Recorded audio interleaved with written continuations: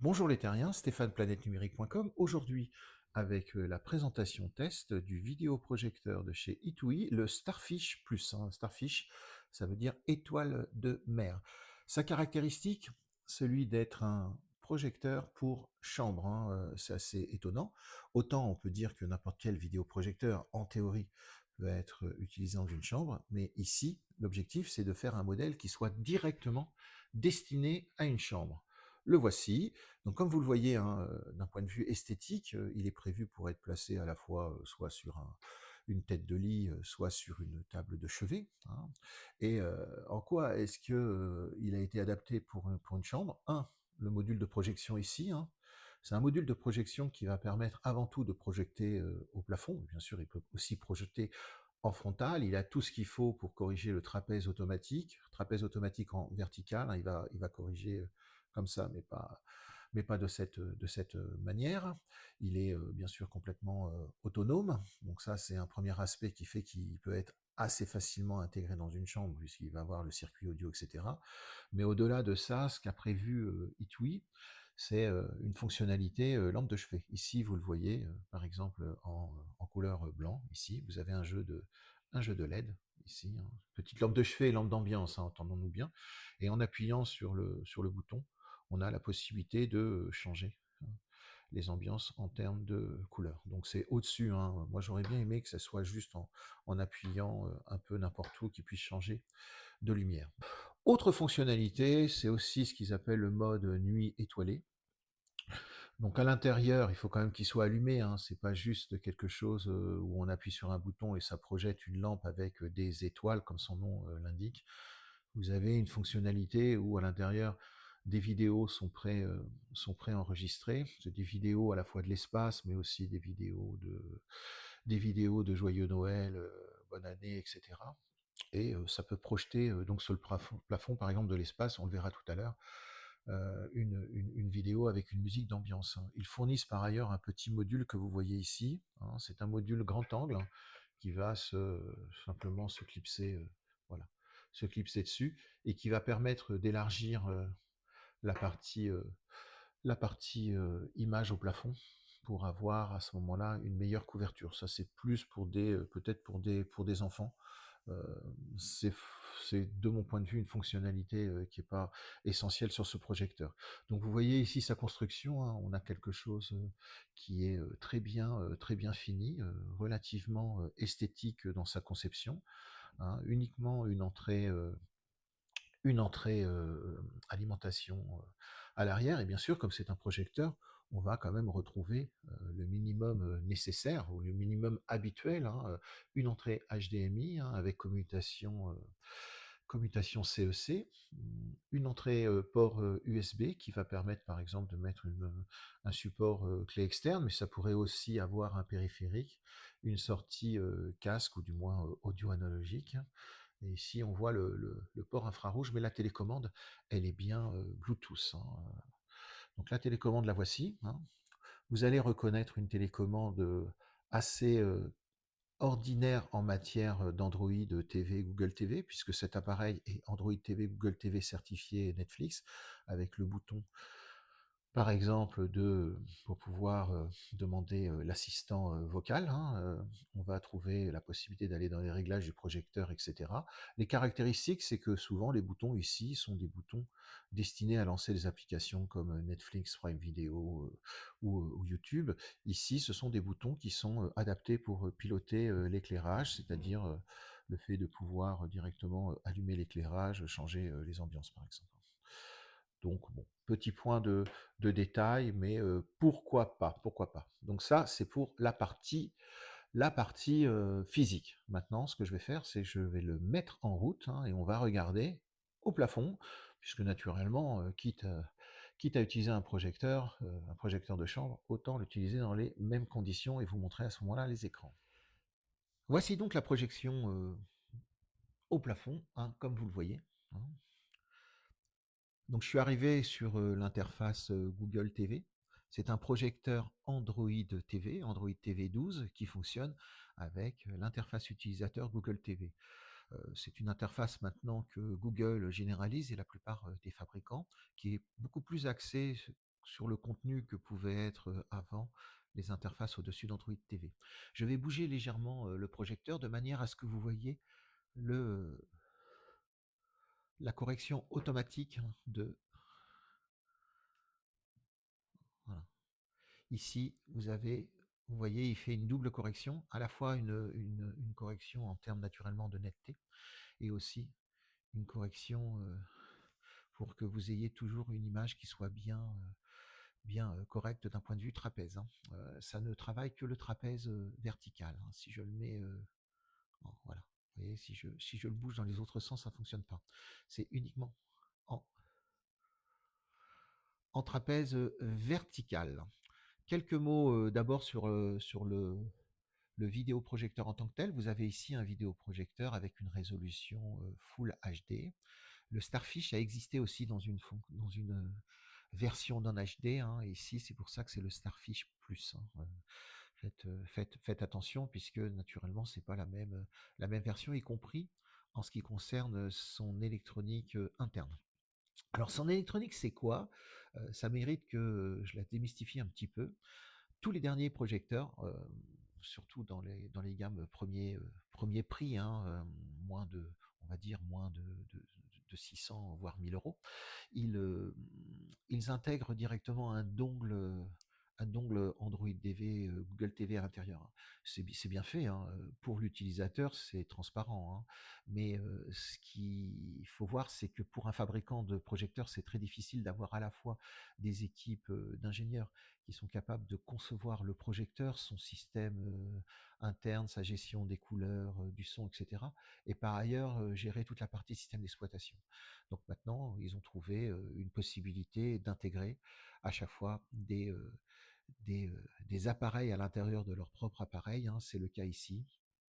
Et ça se détermine si je vais par exemple dans l'infrastructure du projecteur. On va trouver la référence directement au fameux dongle dont je vous parle, hein. Voilà. Le dongle, c'est un dongle de chez SDMC, hein. C'est un fournisseur en marque blanche. On ne peut pas vraiment acheter ces dongles sur le marché. Et c'est le D2861. Donc c'est certainement un petit dongle, un peu comme un Fire TV, qui est plugué à l'intérieur comme étant un auxiliaire. Ici, on trouve donc les caractéristiques du dongle, hein. C'est un dongle Full HD qui est animé par un Amlogic T2. Il a 1,5 Go de mémoire vive et il a environ 5 Go de stockage. Il est complètement compatible avec le système Google. Il est certifié avec une certification qui va au niveau Netflix, hein. Donc, il a naturellement tous les fameux DRM, vous savez, les DRM qui permettent justement d'avoir des résolutions HD, hein, voire plus, sur des applications. Donc là, il l'a, hein. Et voilà, donc en ce qui concerne la navigation, on est dans un système Google TV, hein, que je ne décrirai pas, c'est tout ce qu'il y a de plus standard. Ici, vous voyez, il est CEC, on est en Full HD, ici à 60 Hz. Et ça se connecte sur votre réseau. Vous avez le Bluetooth, il est donc animé par un Android TV 12, voilà, un Android TV 12 avec des correctifs de sécurité qui sont un peu vieux parce qu'ils datent d'il y a un an, hein. Donc là, c'est pour la partie du dongle. Mais naturellement, un projecteur vidéo, comme je vous disais, c'est des ingénieurs qui travaillent sur tout ce qui va être mécanique, tout ce qui va être électronique, tout ce qui va être optique, lumière, etc. Ce projecteur, c'est un 300 lumens ANSI. Donc c'est bien adapté pour un environnement de type chambre où généralement on est dans une pénombre, voire un noir complet, hein. Et quand vous appuyez sur le bouton réglage de la télécommande que vous avez ici, apparaît le menu qui n'est pas un menu envoyé par Android TV, mais c'est bien le menu de notre projecteur, hein. Donc ici, on va retrouver tout ce qui fait la caractéristique du projecteur, ce qui le qualifie réellement. Tout d'abord des paramètres de projection, projection arrière, projection avant, projection au plafond, etc. Bon, ça n'a pas trop de sens sur ce modèle qui est inclus sur un petit support, la possibilité de régler le zoom. Le zoom est très très pertinent. Ça c'est bien si vous avez, si vous projetez en façade et que ça vous génère une image trop trop grande. On doit être sur un rapport de 1,2, hein, 1,2 mètres de recul pour un mètre de base. Voilà. Vous avez la possibilité de le réduire, ça marche vraiment bien, hein. Voilà, vous voyez, ça vous fait un effet de zoom. Donc ça va être des choses que vous allez avoir dans les réglages du projecteur, hein. Dans ces réglages du projecteur, par ailleurs, on va naturellement, voilà, donc là, hop, je vais le rebouger pour régénérer une image qui soit, voilà, qui soit plus facile à filmer. La focalisation est automatique, elle est désactivable. On a la possibilité aussi d'agir avec la télécommande pour la faire, pour la réajuster. Voilà, je retourne sur nos fameux réglages.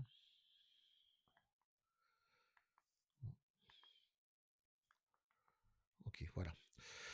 Donc, les réglages, on l'a vu, vous avez la correction automatique ou la correction manuelle sur 4 points, auquel cas c'est vous qui allez faire la correction.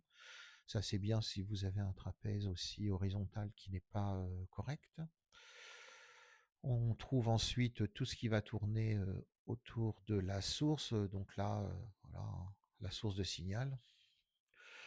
HDMI, TV, USB, en fin de compte TV, vous voyez que TV, c'est le port HDMI interne sur lequel a été raccordé le petit adaptateur Android Google TV. On continue, on va avoir ce qui s'appelle les paramètres de médias, mais en réalité, c'est tout ce qui tourne autour du réglage de la couleur. Hop, je remonte un peu, hein. Donc, hop, le réglage. Ça, c'est quelque chose que vous pouvez demander à ce qu'il ne fasse pas systématiquement, hein. Moi, j'arrête pas d'y toucher, mais naturellement, c'est pas comme ça que ça fonctionne. Donc, en ce qui concerne les paramètres d'image, on va trouver standard, clair, doux, jeu, hein. Voilà, si je les active, vous voyez, il y a bien des différences, hein, et vous avez aussi la possibilité d'ajuster la température de couleur, hein, chaud, froid ou normal, hein. Et pour chacun, vous avez des paramètres utilisateurs. Donc ici, on va jouer sur la luminosité, le contraste, la clarté, la teinte, et puis je me souviens plus ce que c'est. Peut-être la netteté, oui, sûrement. Et du côté des températures de couleur, comme vous voyez, dans le mode utilisateur, hein, rouge, vert, bleu. Donc c'est pas mal, et de toute façon, cette électronique, on va la trouver dans beaucoup de projecteurs eToui, hein. C'est pas propre à ce projecteur, ils ont développé un système pour leur projecteur. Ensuite, ce qui va faire la différence d'un projecteur à l'autre, c'est par exemple le dongle, et puis naturellement la partie projection. Donc on est sur du LED avec du LCD, hein, sur cette technologie. Les paramètres sonores qui vont permettre d'ajuster la partie audio, elle est très bonne, ça rend bien. On doit être dans les 5 watts, si je me souviens bien. Mais dans tous les cas, c'est adapté à une petite pièce comme peut être une chambre. Et surtout, le silence est d'or. Je vais m'approcher du projecteur et vous allez juste entendre ce très léger souplement. C'est dans les projecteurs les plus silencieux que je connaisse.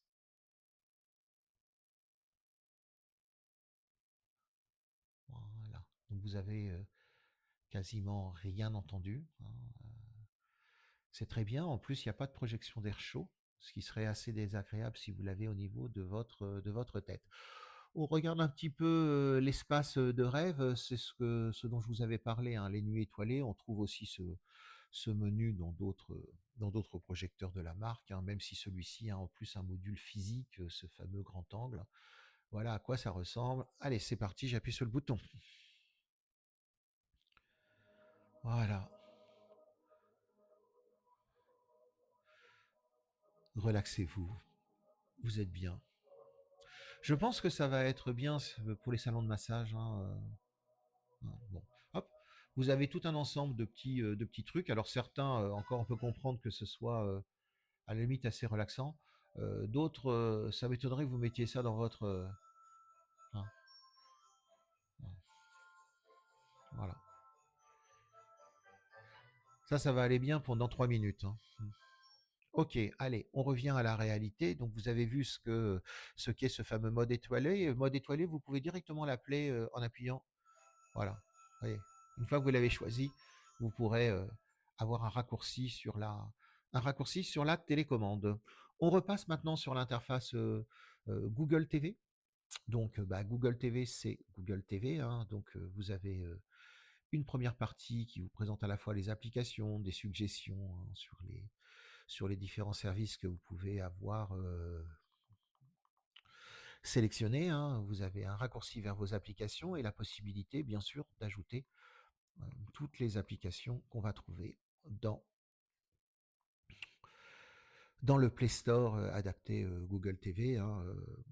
C'est beaucoup plus léger que le Play Store qu'il y avait en interface Android TV pure, hein, mais bon, vous allez pouvoir demander avec par exemple l'assistance vocale de vous trouver vos applications. Donc il y a tout, hein, il y a toutes les applications de streaming, je ne vais pas vous en parler, hein, mais elles fonctionnent et elles fonctionnent naturellement bien, puisqu'ici c'est pas un système qui est un système un peu bancal, bricolé sur un projecteur, comme il y a encore un an on trouvait encore hein, sur des appareils. Donc je vais par exemple lancer MyCanal. Tous les autres fonctionnent très très bien, hein, mais au niveau fluidité, c'est correct, hein, c'est au niveau des dongles HD qu'on trouve aujourd'hui sur le marché, hein, que ce soit du Xiaomi ou que ce soit de- des dongles Fire TV, hein. Donc on se retrouve avec des interfaces qui sont pleinement utilisables. Voilà. Avec une qualité d'image qui est très correcte, hein.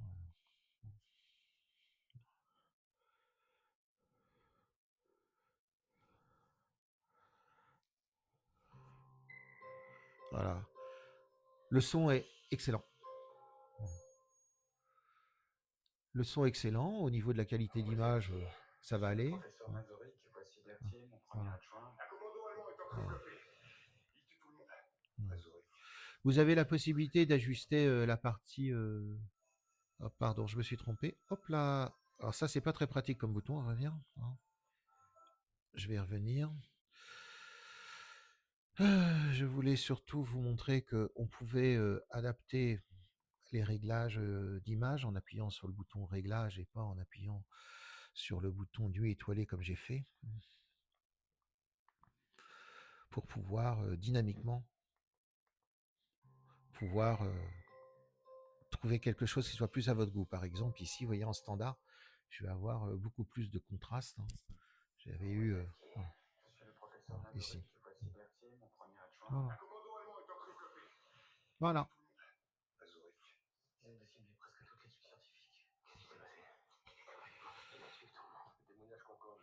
Voilà. Donc tout ça, moi, je l'ai essayé, hein, je l'ai utilisé de très nombreuses heures à regarder justement des séries sur un plafond.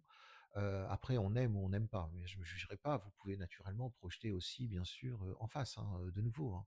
Voilà, si vous avez un environnement où vous pouvez aussi avoir un mur, sachant qu'ensuite vous pouvez avec le zoom réduire pour pouvoir passer, parce qu'on sait tous que nos chambres sont pas des espaces cinéma, hein. Donc une très bonne expérience, surtout que le prix de ce produit est extrêmement raisonnable.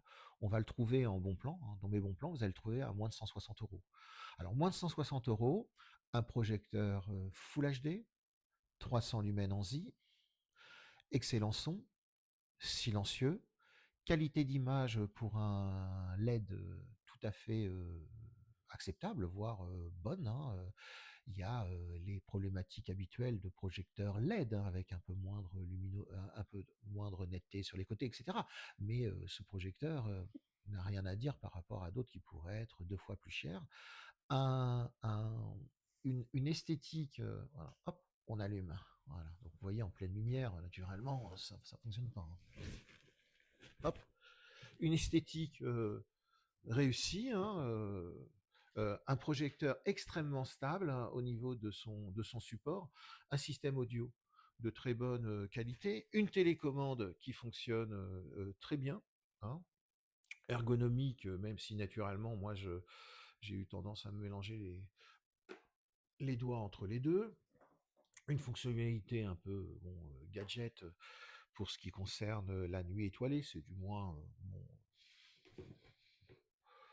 mon sentiment. Et puis après, voilà, un excellent produit, un bon petit investissement, de quoi se faire plaisir. Et puis c'est vrai que cette possibilité d'avoir un module complètement orientable le rend relativement polyvalent. On peut l'utiliser autre part, bien sûr, que dans une chambre, à condition d'avoir une luminosité qui va être très atténuée, puisque avec 300 lumens, mais ça n'a rien à voir avec ce projecteur-là, on n'est pas destiné à faire des projections de jour, hein. Alors j'espère que ce petit test vous a plu. Vous retrouverez bien sûr sur planètenumérique.com, vous allez retrouver un article écrit par rapport au projecteur, dans lequel je vais plus détailler, par exemple, les distances de projection, etc., hein, des petites choses que je vais avoir loupées dans le cadre de cette vidéo. Et puis, naturellement, des bons plans, hein. N'hésitez pas à venir sur Planète Numérique. Vous allez trouver toutes les gammes des projecteurs Itoi, hein, qui est la marque montante en matière de projecteurs bon marché, euh, abordables, mais de qualité, hein. Ils ont toute une gamme, hein, et je vais vous en parler. Vous trouverez toujours plein de bons plans, surtout avec la perspective de fin d'année, où c'est toujours beaucoup plus agressif. C'était Stéphane qui remonte sur sa petite planète numérique. Au revoir les terriens.